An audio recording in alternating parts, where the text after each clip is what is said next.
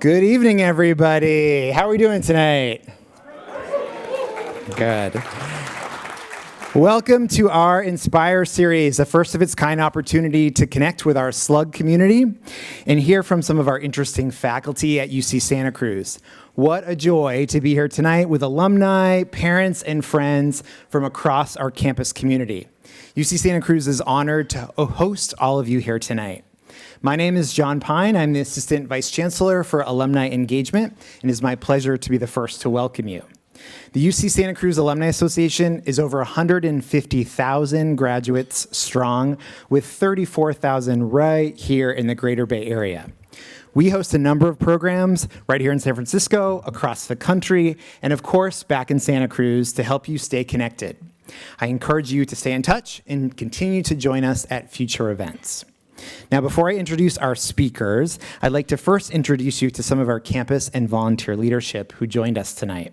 Chancellor Larive, whom you'll hear from in just a bit, Mark De Los Reyes Davis, Vice Chancellor of University Advancement and President of the UC Santa Cruz Foundation, members of our UC Santa Cruz Board of Trustees, SB Master, members of the UC Santa Cruz Alumni Council, Abel Nuklama, April Yee, and Max Ortiz. If any of you are here, just raise your hands real high. I know it's hard to see, but I encourage you to introduce yourself to one of these folks and perhaps let them tell you how to become more involved with us and the future of UC Santa Cruz. Now, speaking about the future of UC Santa Cruz, I must say I have never been more excited about our great university. Our newest strategic plan, completed just under a year ago, has set us on a more focused path as a global research institution leading at the intersection of innovation and social justice. Now, let's watch a very short video to learn a little bit more about that plan. UC Santa Cruz is on an incredible trajectory. For nearly 6 decades, the innovative research and creative scholarship done on our campus has expanded and challenged how we understand the world. We are charting a course that builds on our long-standing strengths, and we're identifying ways we can achieve even more. Our new strategic plan, Leading the Change, will guide our work for the next decade. This shared vision builds on 5 core themes. We will provide more hands-on learning opportunities for undergraduate students while expanding offerings for elective courses in the colleges and divisions. We will pursue new programs that support graduate student success, their professional development, and career goals. We will grow our impact by enabling more interdisciplinary collaborations by strengthening our research infrastructure. We will work to advance an inclusive and supportive environment by creating a campus culture rooted in diversity, equity, and inclusion, improving our hiring practices, and fostering a sense of belonging. We will work intentionally to address the impacts of climate change and plot a course to decarbonize our campus while continuing to carefully steward our land and water resources. We see an even better future ahead with the intentional and dedicated work of everyone in our campus community. That vision will become our reality. Join us on this exciting journey. Learn more at strategicplan.ucsc.edu.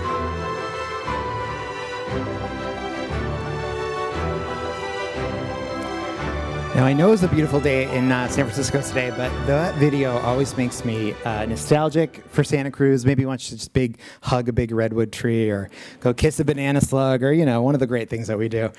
All right, so now it is with great honor that I have the opportunity to introduce our Chancellor, Cindy Larive. Chancellor Larive is a first-generation college graduate, and a common thread throughout her career has been a commitment to student success, inclusion, and equity. At UC Santa Cruz, she has prioritized improving retention and graduation rates and eliminating equity gaps for students from groups traditionally underrepresented in higher education. Chancellor Larive is an accomplished bioanalytical chemist and has written extensively on active and experiential learning and mentoring. She has encouraged the participation and success of women and other underrepresented groups in STEM and has received campus and national awards for her teaching, research, and leadership. Please join me in welcoming Chancellor Larive.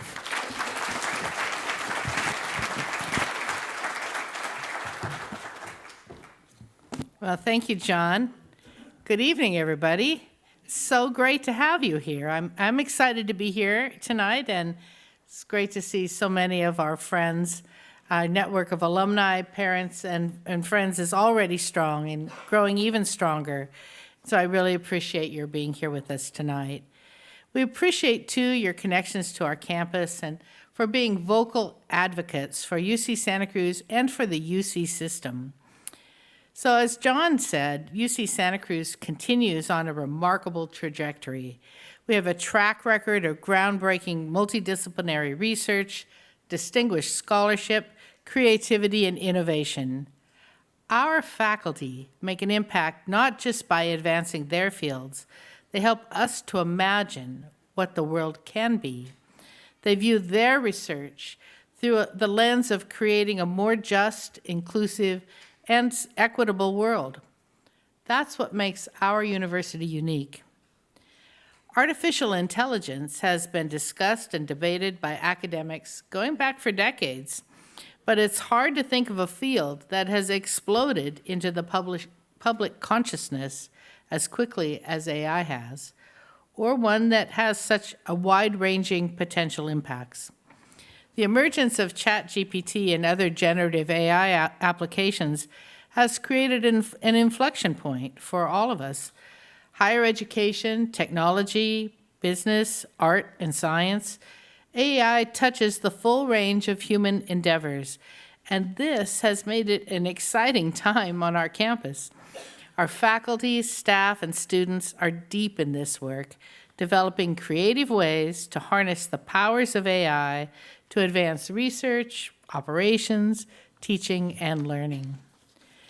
So this Inspire series was born out of a desire to pull back the curtain on the work unfolding on our campus. Our AI work is an ideal topic, and this evening we hope to spark some new connections with you and between all of us. When was the last time you felt inspired? When was the last time you pushed the boundaries of your understanding of complex issues? That's what our faculty do every day at UC Santa Cruz. Tonight's panel discussion with 3 outstanding faculty will give you a taste of just how invigorating that mind-expanding experience can be. And so now it's my pleasure to introduce our panel. We have Zach Zimmer, Associate Professor of Literature.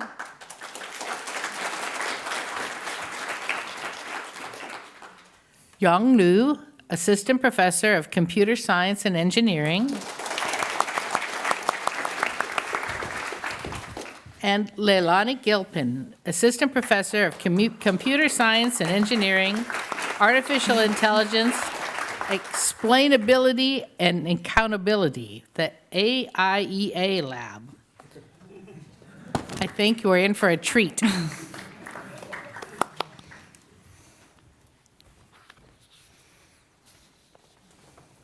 So first, thank you all for being with us in San Francisco today.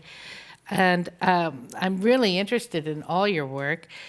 I know you all work in different areas of artificial intelligence, but maybe to start off our conversation this evening, you could just give us the elevator pitch of your research.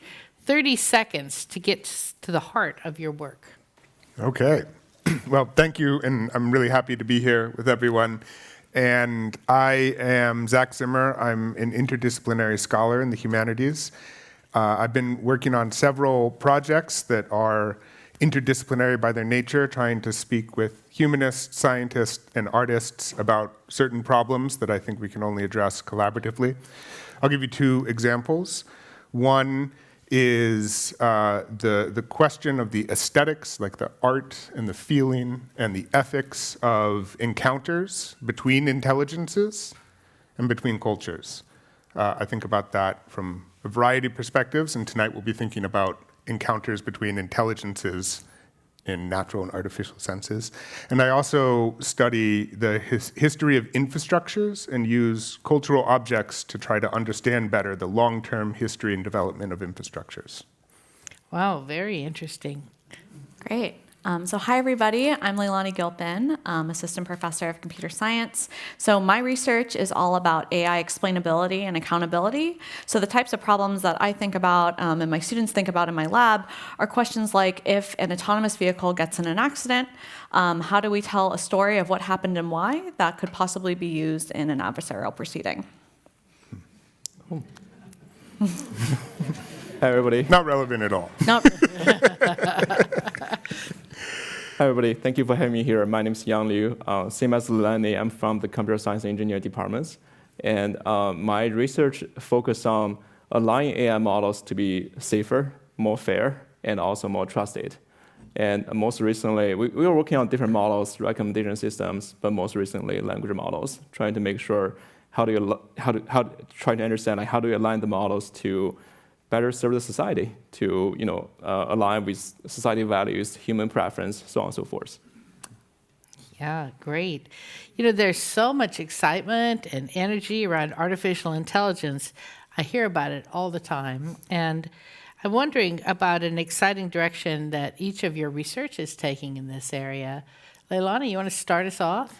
Sure. Oh, great. Just put on the spot. So I think one really exciting area that I'm thinking about in artificial intelligence is especially how we can use it for education.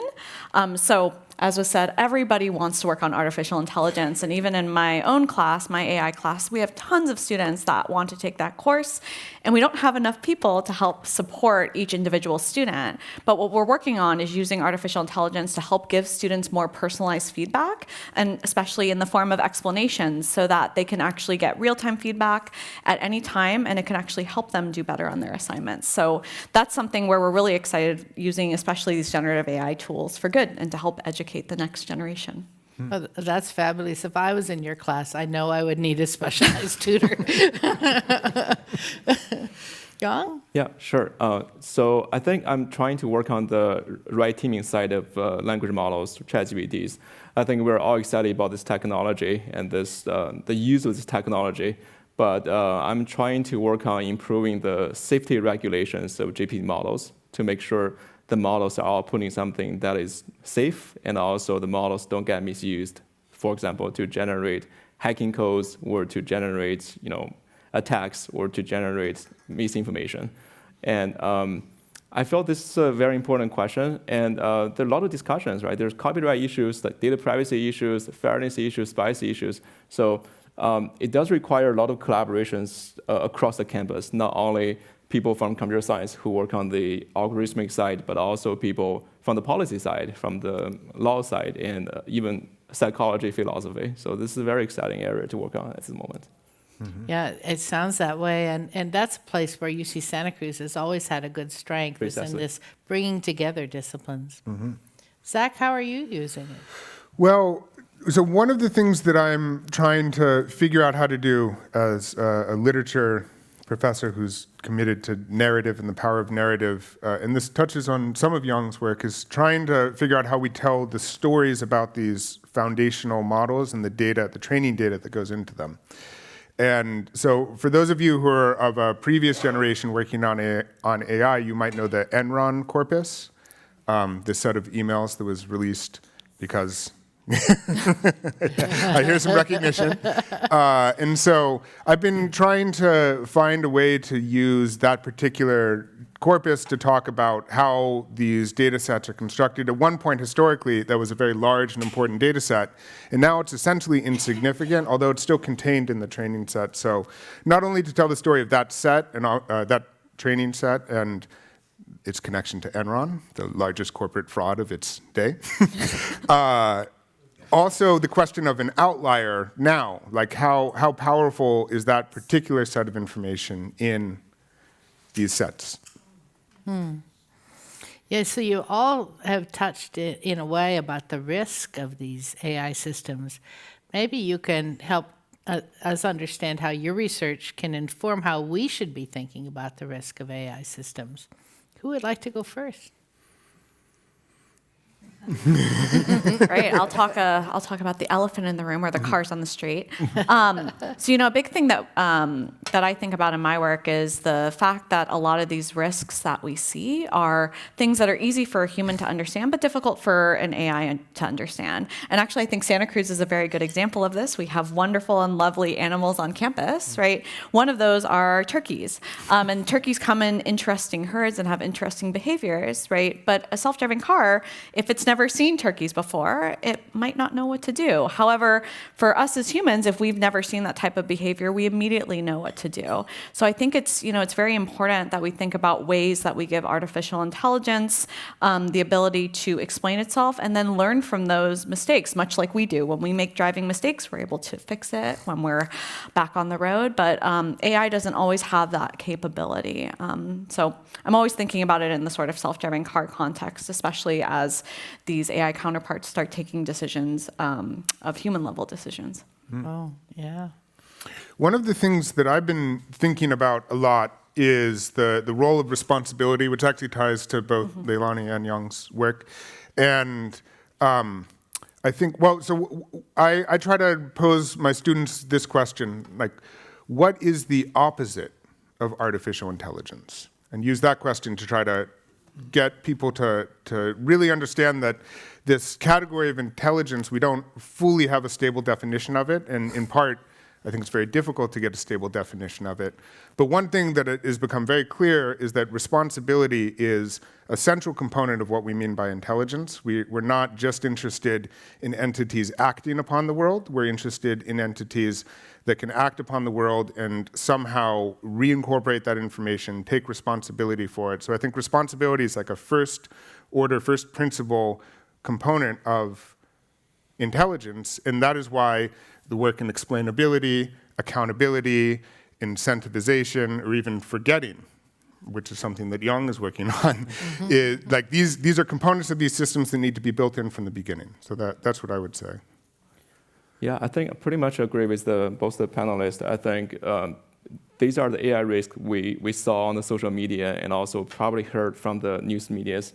There's just like one thing I also want to mention, that is, I also try to think about the AI risk as, part of the thinking about the consequence of deploying AI system, like how the systems are interacting with the humans and society on a daily basis, right? So we're talking about probably not self-driving cars, but recommendation systems, right? Social medias, they have been generating information for us on a daily basis, hourly basis, and they have been spreading this information to everybody. And now with ChatGPT and AIGC stuff, there will be more generated contents spreading on the internet. So I think thinking about the consequence of using AI and thinking about the interventional effects of using this system, I think is crucial to monitor the risk of AIs in the future. You used, some of you, this word explainability. And so I don't quite understand what that word means. And I wonder why explanations are an essential component of having a trustworthy AI system. Well, I guess I'll go first one more time. So this is, my core area of research. And one thing to say is that the definition of an explanation in the AI literature is not formally agreed upon. I think it's a very difficult term for people to understand, because when we talk about an explanation as people, it helps us understand things better. There's an agreement between two parties that are trying to explain to each other. And that, again, is essential for building trust, right? We build trust in other people by speaking to them, by having a shared language. And right now, we don't have these types of trustworthy conversations with our AI agents. And so I think when we think about AI explainability, it's not just thinking about a post hoc explanation, which was what a lot of the field thinks about, but ways that they can be challenged and questioned in ways similar to the ways that people can. The other thing I want to mention was also is related to AI risk. I think a lot of times mitigating or understanding AI risk is hard, many often because we don't really have explanation, and we cannot do attributions. Like when the AI system or when the ChatGPT models are outputting something we don't desire, or they're outputting something that's dangerous, we don't know why. Like we know sometimes they're hallucinating, and sometimes they're just like making mistakes, but how do we attribute the outputs to either the data or the model itself is hard. But with explanations, I think that would be a concrete step towards understanding what is going wrong with these systems. I guess if I would just add one more thing to that, I think it brings us back into the recognition of relations and relationships that are also a component of intelligence. And so we're asking to hold these systems to a standard where they can enter into relationship with us on terms that we find acceptable and beneficial to us. So I think explanations tie into that broader context. I wonder, you're all three here from UC Santa Cruz, and we're so thrilled to have you on our faculty. What is it that you think makes UC Santa Cruz and the work we do different, unique than what other universities are doing? I can give an answer to that, maybe get us started and give like a frame to it, because at Santa Cruz we have this incredible tradition in feminist thought of science and technology and society that gives us this concept of situated knowledges. And I think that is a really powerful recognition that grounds a lot of the work that we do, that knowledge always comes from somewhere. It's produced in certain conditions. And that's the case for my knowledge. That's the case for our shared knowledge. That's the case for any knowledge that's produced in Santa Cruz. And it's the case for these systems themselves. The systems are produced. The systems have people that are building them. We hope there are more people building them are coming from UC Santa Cruz. But yeah, so I think that, and that also is a way to kind of reorient a conversation that people are thinking about whether intelligence must necessarily be embodied, right? Whether intelligence always must reside in something. And I think another way that we can frame that is saying that it's instead of intelligence is embodied or not, we say knowledge is situated, so it's produced somewhere. That was a great answer. I think I would echo that sentiment, and also the focus on doing interdisciplinary work and thinking about questions that matter. I'm lucky to be able to collaborate with both of the panelists here. And we look at not just sort of advancing artificial intelligence, but again, also thinking about what makes it trustworthy, what makes it accountable, working across campus to answer these questions with our long history of thinking about different societal problems as well. And so I think that really makes Santa Cruz situated to be able to do both the very good and important technical work, but also, again, thinking about the larger scale impact. Yeah, same here. I feel like agree with my colleagues here. Our campus has, to me, when I was doing job huntings, I felt like we have a very unique location, that we are close to Silicon Valleys. So we are close to the most advanced technologies. Mm-hmm. But at the same time, we also have a very diverse campus. Right? We have an interdisciplinary campus, and when we talk about technologies, we hear feedbacks from people with different backgrounds, not only faculties, but also students. Mm-hmm. So that was really helpful to just bring in new perspectives. Yeah, so we're proud at UC Santa Cruz to be a Hispanic-serving institution and also an Asian American, Native American, Pacific Islander-serving institution. A very diverse and wonderful student body. But I wonder if there are things that are special about studying artificial intelligence at a research-intensive, minority-serving institution. Mm-hmm. I can tell a quick story from a class that I taught in the fall called Artificial Intelligence and Human Imagination, that I actually got to collaborate working with a bunch of other faculty across different institutions, and also spent a lot of time talking with Leilani about it. And early in the quarter, I asked my class, how many of you have a best friend, someone you consider a best friend that you've never met in person? I can ask this group. I mean, I can't see you because of the lights, but I'm sure there are people in here who have a best friend that you've never met in person. Or maybe we're demographically a little... But trust me, like, ask the young people in your life and someone will say yes, okay? But then I also asked, how many of you have someone in your life that does not participate in the internet at all? And and students raise their hand. And some of those students are the same people. Some of those students are people who have friends that they've never met in person, that they consider deep and profound parts of their lives.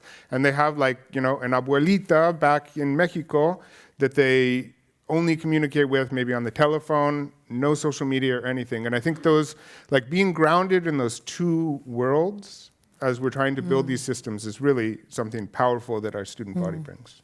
Yes. Yeah, just to echo off that, I think another big thing is that we see a huge focus from the student body on wanting to work on, again, these interdisciplinary societal problems. In my responsible data science course, a lot of the problems that people wanted to work on were problems that related to them. For example, I looked up a CEO and what they looked like on something like Google Search, and I saw no one that looked like me. How could we create a more representative data set? How do we think about fair prompting? How do we think about creating self-driving cars that aren't biased towards different skin tones? And I think that, again, the students really want to work on these technologies. And one of the reasons that they want to work on it is because they want to see tech that helps them and doesn't harm them. Yeah. For me, I felt like this is a very unique campus to me. I've been working on this question of fairness and biases in machine learning system for a long time. And probably starting from 2016. And this whole research community called fairness in AI or fairness in machine learning has been growing really fast. But one challenge or one frustration I had with the community was I just felt like a lot of times the research works produced by this community were a little bit contrived. Like many of the people or many of the problems or the people who are working the problems, they never actually talk to any of the group that is historically disadvantaged, or never talk to any people who are actually from the minority group. So therefore, like a lot of the outcomes when we're reading the results or reading the paper, you just feel like the question itself is constructed artificially in some ways. I think this campus gives me the opportunity to actually talk to many of these people to understand what is the barrier, what is the challenge, and what is the disadvantage when we're talking about this in the paper, and to really give me like firsthand in-person experience with these groups. So that was super helpful for my research. Yeah. We've been talking about artificial intelligence, and I wonder if there are things that we've learned about intelligence more generally from your work. Yeah, I can go first this time. Yeah. Sure. I think the biggest, I started working on GPT models or foundation models or language models, as you may heard from the social media, about a year and a half ago. And what I learned is that we haven't reached the level of intelligence yet. So I know there's a lot of hypes. People talk about we are building AGIs, artificial general intelligence. I feel like we are getting closer. We might be at the door, but we haven't got there. Right? Through the past year's research, we definitely say the models are still pretty much generating outputs based on memorizations. They're producing a lot of useful stuff because they were given a lot of data from the internet. But the fact that they're still hallucinating, the fact that they still cannot solve high school math problems, they can still not solve these like very simple arithmetic calculations, and they can still for like simple reasoning tasks. Those are all evidence that the real intelligence is not really there, and which signals the importance of continuing this research to, build the real intelligence components to improve the reasonings, plannings, and also other decision-making abilities. So that's just my own opinion. Yeah.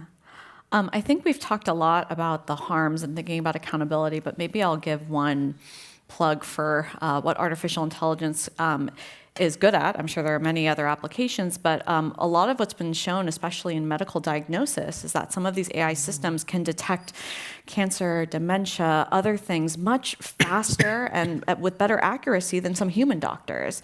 And one thing that I think about is that's fantastic. How do we use this as a teacher? How do we use AI, get it to explain itself to teach, our domain experts, our doctors, our lawyers, our medicine specialists, how they did this early detection so that we can build more rapport. So I think that, one of the things that I've learned from this process is that AI and humans learn in very different ways, but in the ways that AI is able to surpass our human abilities, we should try and learn from them and see if we can use that for better hybrid processing.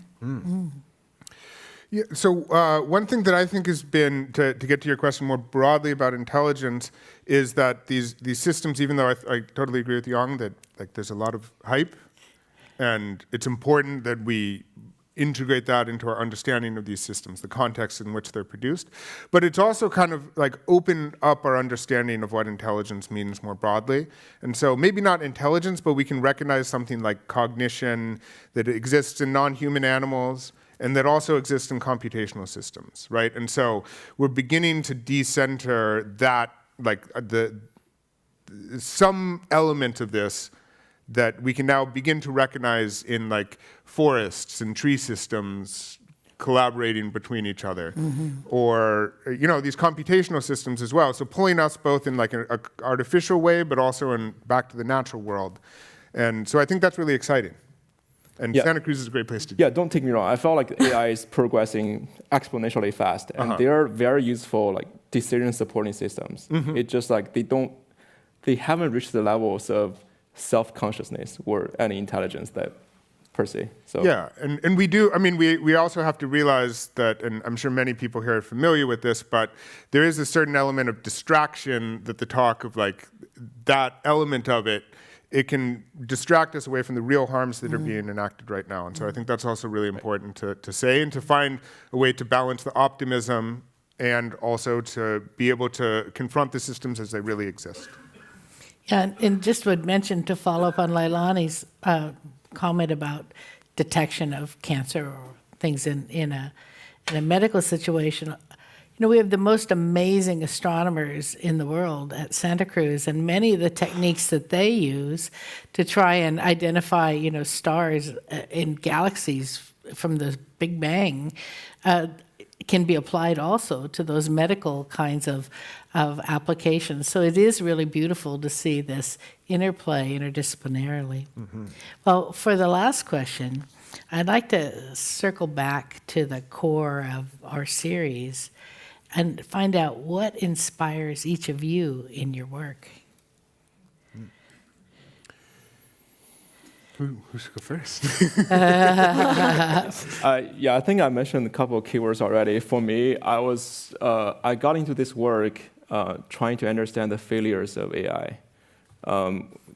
Pretty much because I was a AI user at the very beginning of my graduate school. I was applying AI machine learning, but many often before the success, we're going to observe a lot of failures. So that really got me interested into understanding what caused the AI system to fail at different scenarios. And but later on, I got more interested into a higher level failures, not in terms of like making wrong predictions or making wrong detections, but more like what is the consequence of these AI systems that I mentioned earlier.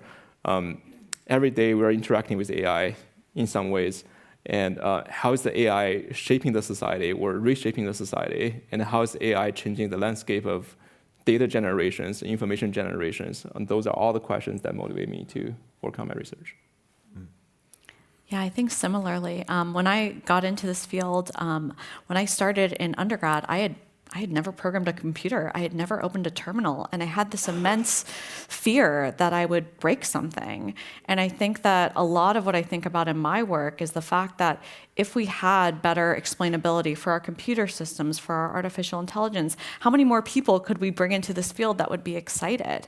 And so I'm always thinking about ways that we can kind of break open the black box, make it more understandable, and really empower people to think about how this technology can be used for good and how we can use the explanations from this system to sort of limit the types of failures and risks that we have.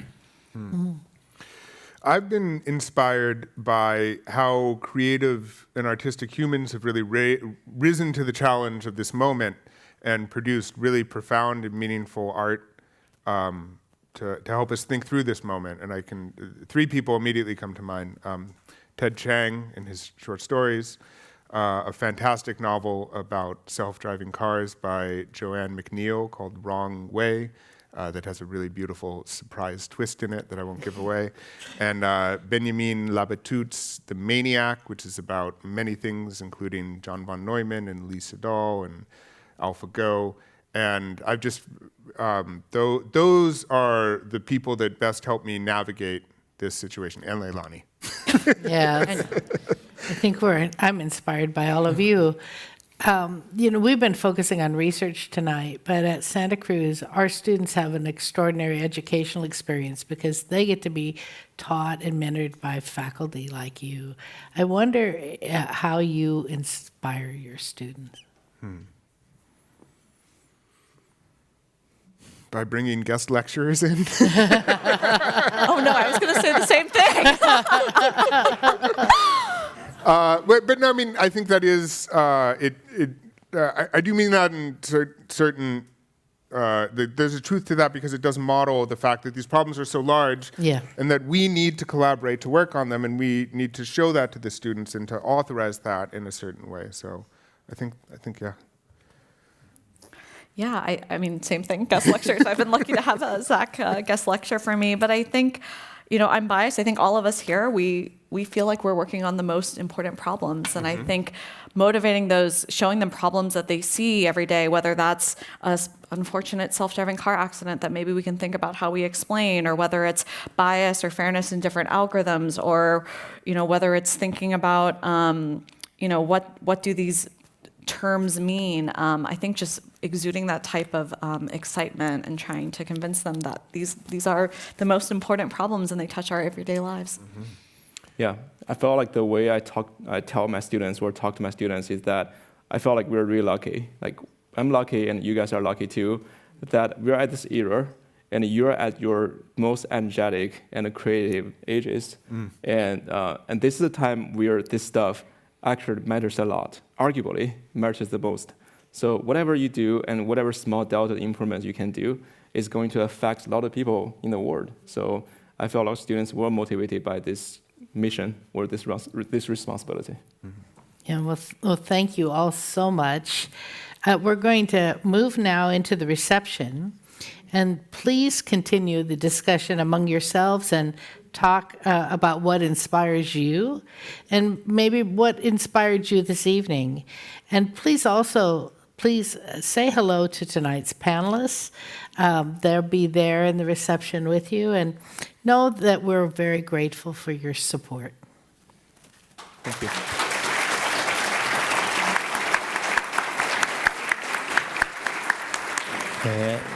Thank you so much again, Cindy. And it goes without saying, let's give them another round of applause for such a great job tonight. Now you might be wondering, where's my questions? Well, guess what? They're real people. They're all here in real life, and they're going to answer all your questions. They're going to be outside. There's lots of great food and drinks outside, so please enjoy yourself. Make sure you meet at least one new person today. Come say hi to me or Cindy or any of our staff. We're so grateful that you spent your night with us today. As you leave today, make sure Oh, sorry, that's not what I was going to say. Never mind. Thanks so much, everybody. Have a great night. We'll see you next time. Thank you.